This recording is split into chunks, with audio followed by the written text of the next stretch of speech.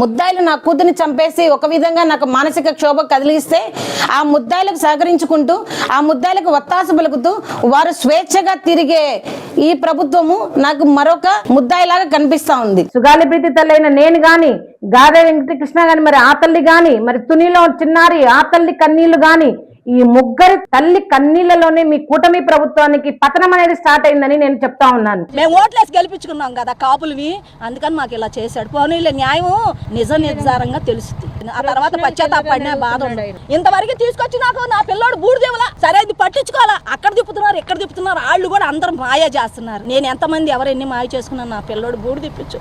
నేను కార్యక్రమం చేసుకుంటానయ్యా, నేను బతకలేకపోతున్నానయ్యా. నా కొడుకు రోజు నా మొక్క ముందుంటున్నాడు, నేనేం చేయాలయ్యా నాకు అసలు అర్థం కావట్లేదు. పోలీసులు వచ్చి పిలిచారు పిల్లోడిని, రాలేదంట. నన్ను వచ్చి ఇక్కడ పిలిచారు, మీ అబ్బాయి రావట్లేదు రామ్మ పిలువని. వెళ్ళి పిలిచాను. అమ్మ నేను రానమ్మా, నన్ను బయటకు వస్తే చంపేస్తారు, నన్ను అప్పు చెప్పొద్దామని ఏడ్చాడు. కిటికీలో ఉండి వాళ్ళు కేకేసి కూడా నువ్వు రాకపోతే నీ వ్యవహారం తేలుస్తామని చెప్పి వెళ్ళిపోయారు. 10:30, 11ంటికో ఏమో గులకొలు తినేసాడు. తలుపులు వేసుకొని తినేసి నాకు ఫోన్ చేశాడు. మా నాన్నకి ఫోన్ చేసి చెప్పాను. గవర్నమెంట్ హాస్పిటల్కి మళ్ళీ తీసుకుని వెళ్ళాము. అక్కడ ఒక 2 గంటలన్నర ఏమో 10:30 ఆ టైంలో చనిపోయాడు పిల్లడు. 3 నెలల నుంచి నేను ఇదైపోతున్నానమ్మా, నేను బతకలేకపోతున్నాను, ఆ సీఏ వల్ల నేను చనిపోతున్నానని వాంగ్మూలం కూడా ఇచ్చాడండి. మా పాపను నాకు అప్పగిస్తారని కోరుకుంటున్నాను. ఒక తల్లికి బిడ్డ దూరం అయితే ఆ బాధ ఎలా ఉంటుందో ఆ తల్లికి మాత్రమే తెలుస్తుంది.